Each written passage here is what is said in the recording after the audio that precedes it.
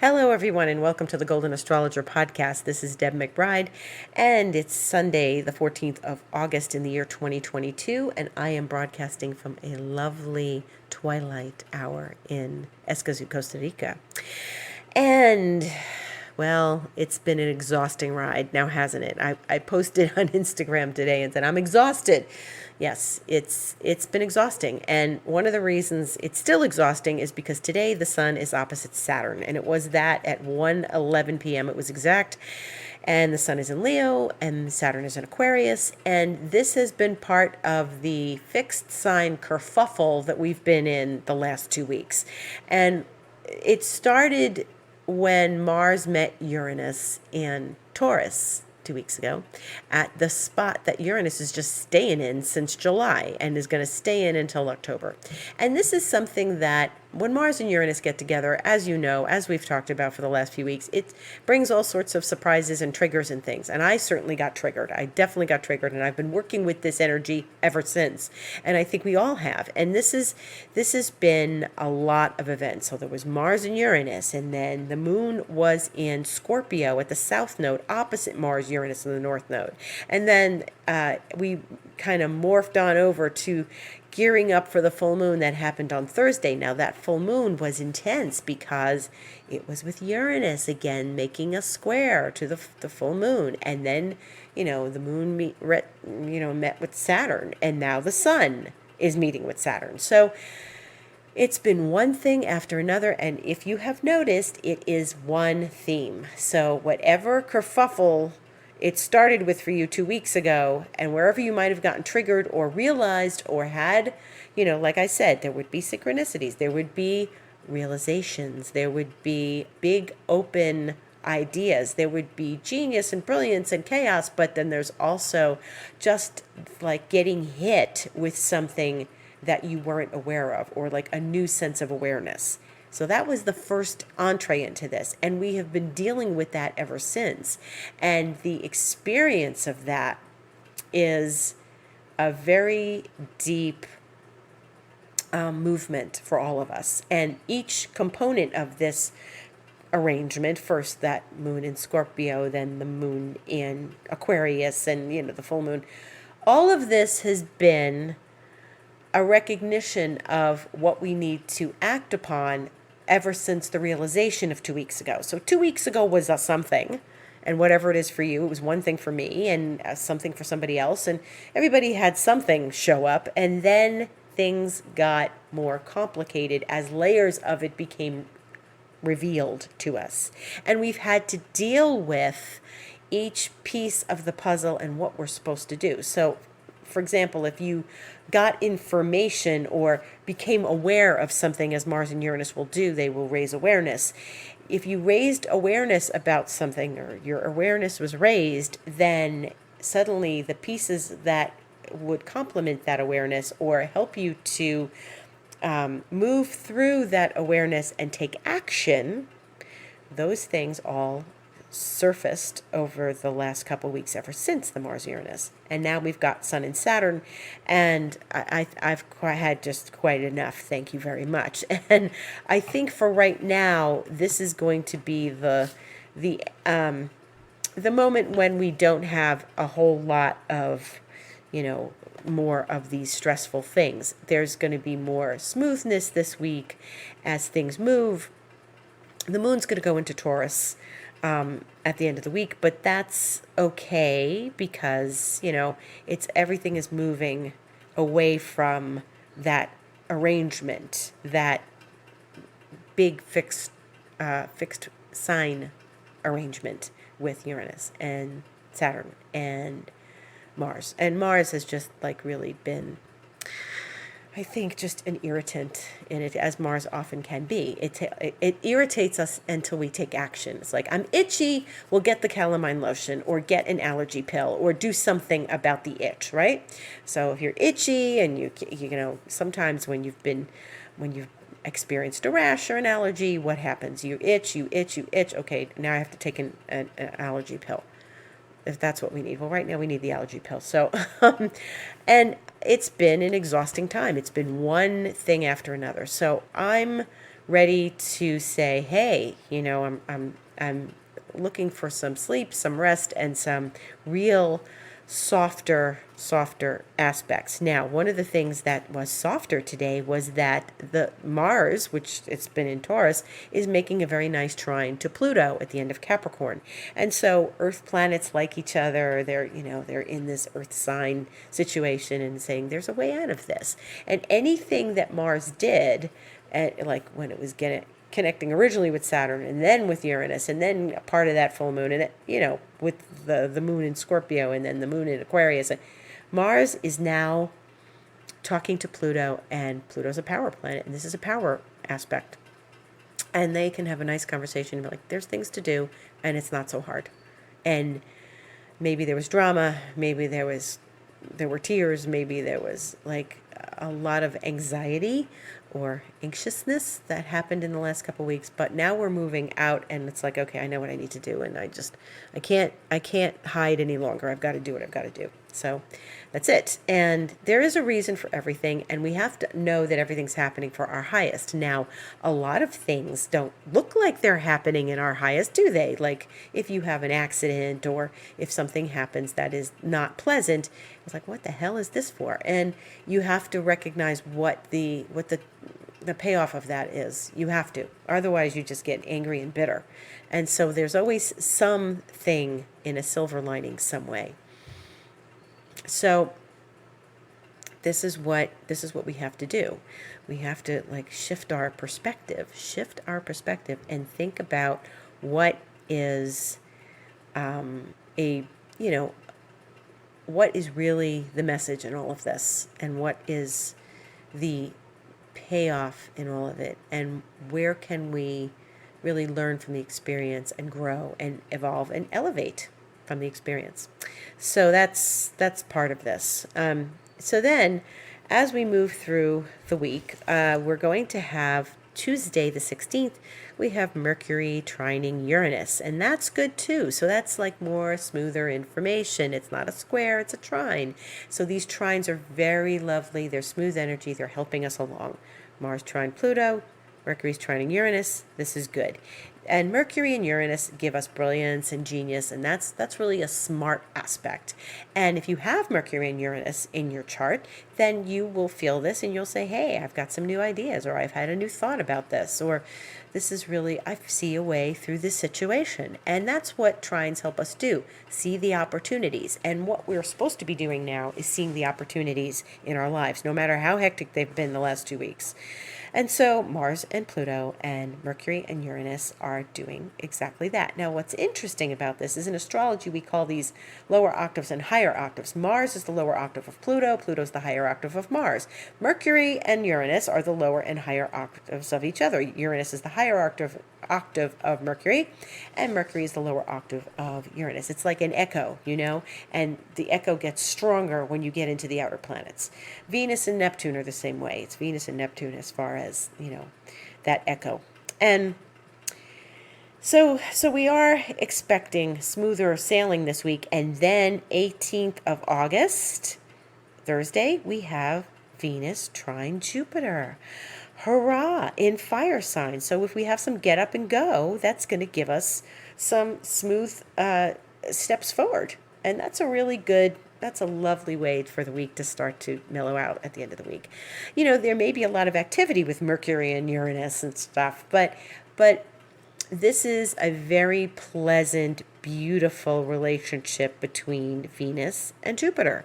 And they both are fiery in where they are. Venus is in Leo, Jupiter is in Aries, and they want to really give us some support. And that's when you can reach out to your friends and get support, Venus and Jupiter. And when you can say, hey, I made it. I did what I needed to do this week, and I got lots done. So this is all really positive. So one of the things that's interesting that's going to happen this week now that we need to talk about is that Mars is going to enter Gemini at 3:56 a.m. on Saturday the 20th, and that's next Saturday, so it's almost a week away. And it's going to be right before we meet again on this podcast. However, This is, this is the big story. It's the big story. What story? We got to sit up and pay attention next Saturday. And thankfully, it's a Saturday and we have some more time, maybe without so many phone calls and emails. Maybe we have a little more time to spend looking at Mars in Gemini, because Mars in Gemini is going to look back at us till next March, okay? Till next March. And you're like, Deb, what? Yeah, so here's the gist of it.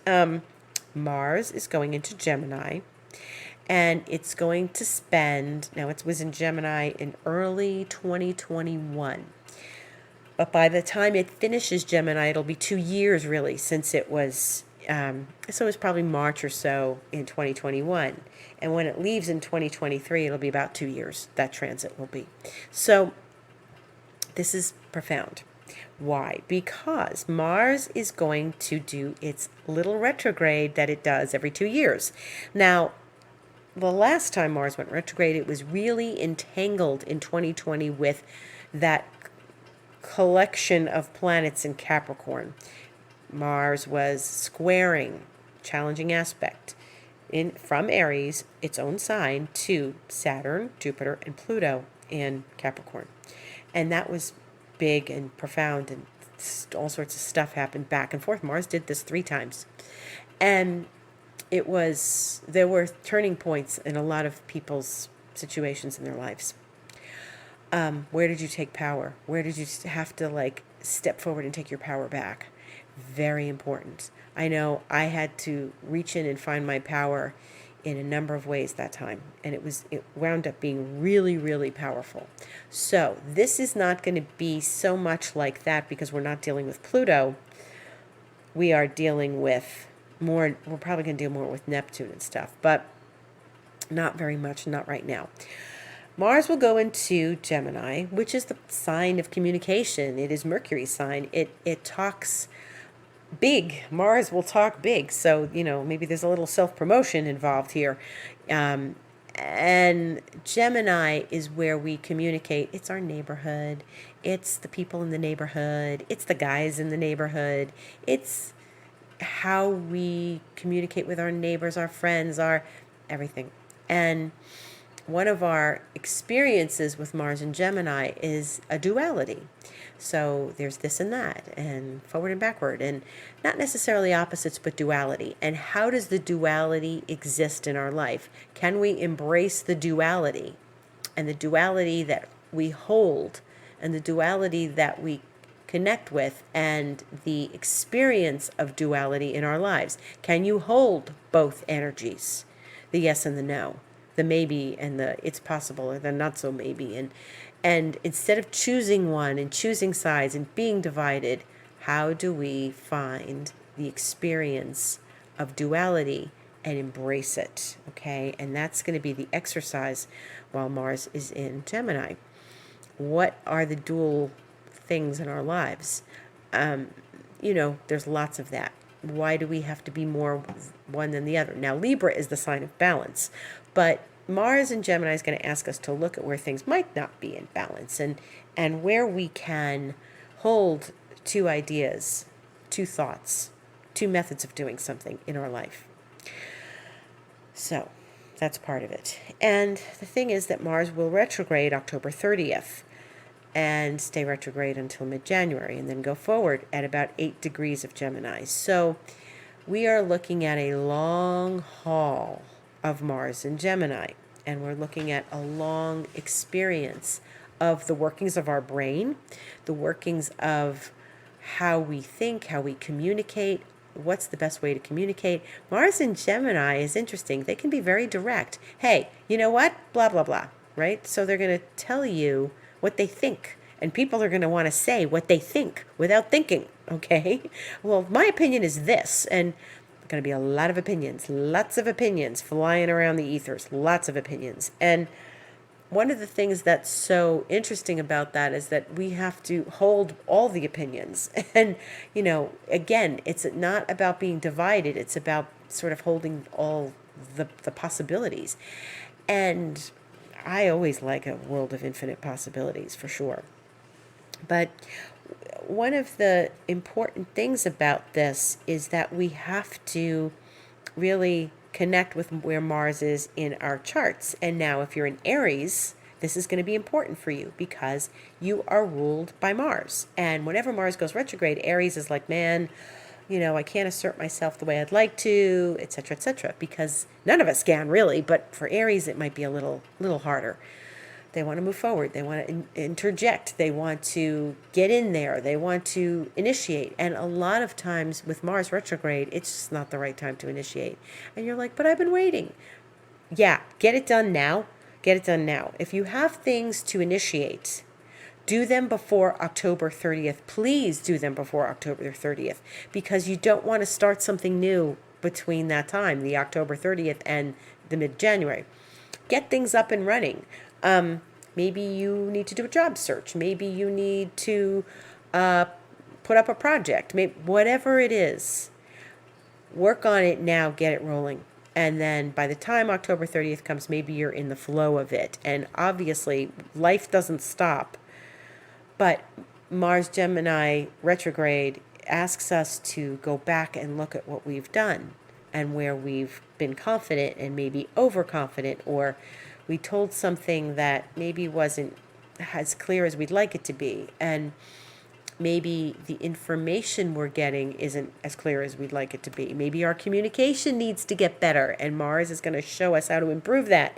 And putting ourselves out in the world brand new needs to happen before the retrograde. Anything initiated during a Mars retrograde, it usually doesn't catch fire. That's a good word. Catch fire, catching fire. It doesn't, blossom the way we'd like it to. So I always have my sets of do's and don'ts, and you've probably heard me say them, and I'm going to write a blog about this too, and you'll hear me say them there. I can't say them enough. So many people don't listen to me when I say to them, do not start a brand new, totally new relationship with someone you've never met before. Don't expect it to go somewhere, okay? Now, it might be somebody you're going to work with. Well, Mars is about work. Sure, it's about asserting yourself and working and being out in the world and being confident. But especially a physical, intimate one, okay? Because Mars is about physicality. Mars is about passion, So you want to start that before October 30th, unless you just want to have fun. If you're counting on something to become something and you're excited about it, great, but it needs to happen outside of the Mars retrograde, either before or after. Now, it's a tricky thing. And this is one of the trickier things when people come see me or talk to me and they say, hey, what do you mean I shouldn't start a relationship for the next 2.5 months? Well, if you're in one, great. If you're in one already and you are looking out at, what's been accomplished in the relationship, where do you want to go next? What's your direction? Direction is a big Mars thing. Get in the car and go. Where do you want the relationship to go? Well, that's what Mars retrograde is about. Where do you want that relationship to go? And where do we want the experiences of the past to not come back and haunt us? Okay? Where do we not want that past experience to come back and haunt us? That's something to be aware of during Mars retrograde. Like, I made this mistake before, I'm not going to do it again. That kind of thing.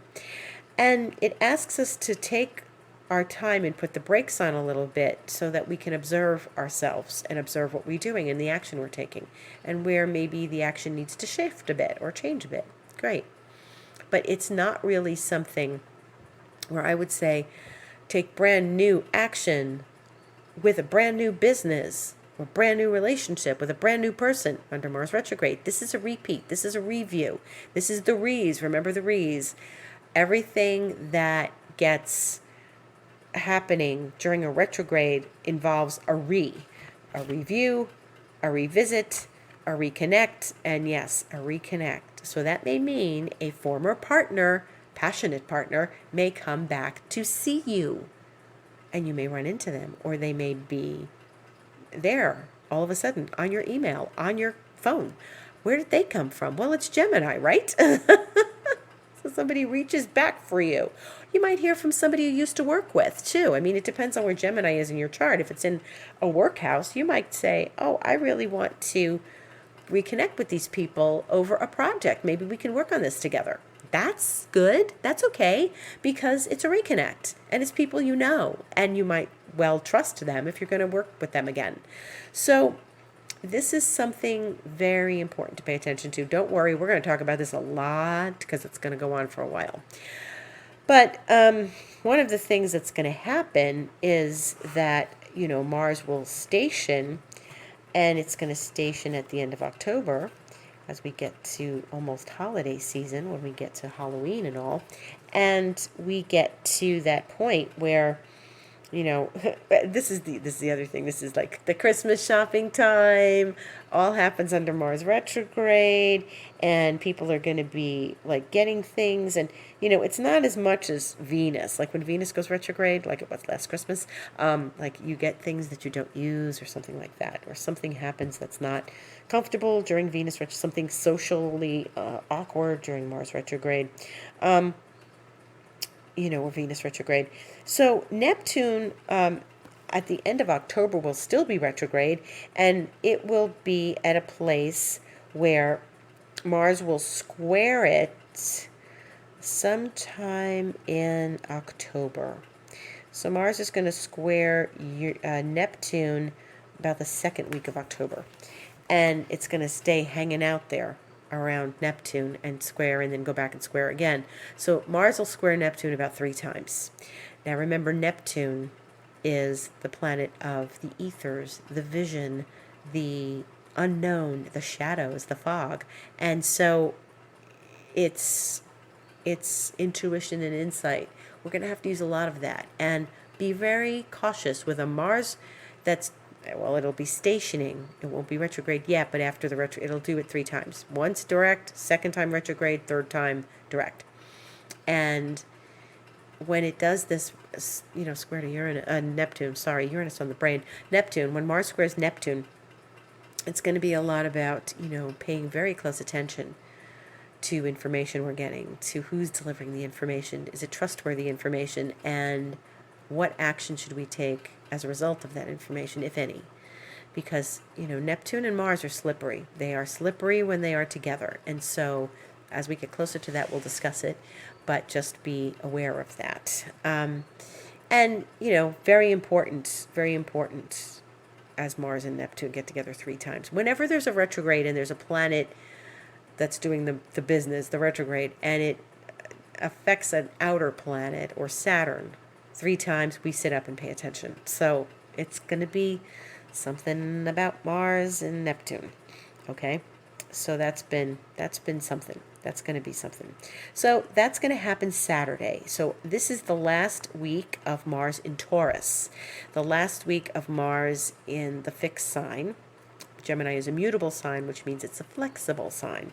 And so the fixed energy will lighten up, and Mars is not going to go back into Taurus. So it will go into Gemini, stay in Gemini, retrograde in Gemini, all its business in Gemini. And so this is really about the getting out of that fixed sign kerfuffle and out of the mud, and like being more flexible. This isn't the way it has to be. Like when Mars is in fixed signs, this is the way it has to be. I know it needs to be this way. It's not perfect. Don't worry about it. Let it move into Gemini. Let's move forward. Okay? And that's the thing. Gemini's the road. Gemini's the highway, well, maybe Jupiter's the highway, it's Sagittarius, but Sagittarius is more the airplane, the airport. But we're driving on the road. It's the neighborhood. It's driving around, and Mars is the car. So what does your car look like? What does it look like driving in that car? And Mars is a very ambitious planet. It doesn't like to sit back and do nothing. Well, not nothing, but it doesn't like to step back. It likes to keep going forward. This is another time to not buy a new car when Mars is retrograde. Buy it before or after. So if you need a new car, hurry up and get one. If you don't need a new car, get a tune-up. Get it all taken care of before October 30th. Okay, so more on that. That's going to be the highlight of the next few months. Well, we're getting there. Okay, so then next Sunday, the 21st, Mercury will oppose Neptune. Mercury is in Virgo, and it is going to oppose Neptune, which is in Pisces. Mercury loves to be in Virgo, and it's been in Virgo for a little while now, and it's happy in Virgo. Neptune is all about insight and intuition. Mercury is not. Mercury is like details and facts and figures and numbers and math and spreadsheets, and that's certainly Mercury in Virgo. When it opposes Neptune, something funny happens. We're asked to pay attention to intuition, to insight, to subtle messages we get, to hunches, not to be so reliant upon the detail and the fact, okay? Virgo loves facts, details, information. One of the things we have to step back on is this, need for information and data. We have to step back and listen to the gut, the insights, the intuition, the place where it all happens first before it manifests itself in the world, okay? It happens in the ethers, in the quantum field first, and then it comes out into the world. So if you have a hunch about something, pay attention to it, write it down, keep a little journal or a pad with your hunches, your insights, your intuitions, because then you can use them later when they manifest, okay? So, and it's a great time to meditate and try to manifest something, okay? Great time to start meditation practice, great time to just be and let your mind float and quiet the mind down. So as Mars is going into Gemini, I'm saying quiet the mind down. Maybe this is a great thing to do because Mars and Gemini can be a little agitating. And so starting a meditation practice, something regular, even if it's 20 minutes a day, would really help just sort of keep that Mars and Gemini in check as we go through it these next months, with Mercury learning from Neptune how to still the mind. The other thing is that next Monday, the sun is going to go into Virgo. So this is the last week of Leo. So again, by the end of the week, in the early part of next week, we are going to start feeling less fixed sign kerfuffle into more mutable, flexible energies. Okay, so that's important to note. And right now the moon is in Aries. It's going to stay in Aries. It's going to go void in Aries after it squares Pluto on the 16th, Tuesday at 4:18 p.m. on Tuesday Eastern Time. Then it will enter Taurus about 6 hours later, 10:22 p.m. Eastern Time. Then it's going to stay in Taurus, the moon, where it's exalted. It'll be in Taurus. It's going to make a connection with Uranus, of course, and that will be on Thursday when it conjuncts Uranus, and that'll be 10:20 a.m. Eastern Time. It will stay in Taurus. It will conjunct Mars at the very end of Taurus at 7:06 a.m. on Friday the 19th, when it will go void and then enter Gemini really exactly an hour later. 7:06 a.m. it will go void. 8:06 a.m. it will go into Gemini. And so we have a lot of Gemini planets, a lot, then Mercury going into, going into that opposition with Neptune. And so there's a lot of mutable activity next week. So I think that's a little more flowing and easier to take. So, and that's about it. So if you would like to get in touch with me for any astrological advice or session, my website is thegoldenastrologer.com, and you can put a session together for yourself from all the various things I offer, and just click on book online. And I am going to start running a special until August 31st, which is Reiki, my 5D Lemurian Reiki. You can read more about it under sessions on my website. And I am normally charging $200 for a 90-minute session where we talk and we do the Reiki, and then we talk again and we sort out what you wanted to work out, and where we can move energy, because that's what Reiki does. It helps move the energy and clear old emotional patterns and so much more. But I'm going to charge a 50% discount. It's going to be a $100 session for the next 2 weeks. Now you can book a session in advance and save it for, 3 weeks from now, 6 months from now, whenever. You can do that. And I'm also going to offer a package of 3 sessions for $300. And that's 2 more sessions for only another $100. So that's great. $300, 3 sessions to have anytime you want. Okay? Fantastic. And those are available and up on my website right now on the book online section of my website. I'm on Instagram at the Golden Astrologer, and I give a lot of information during the week. I write things. I give video about what's going on. I made one today. You can go have a look.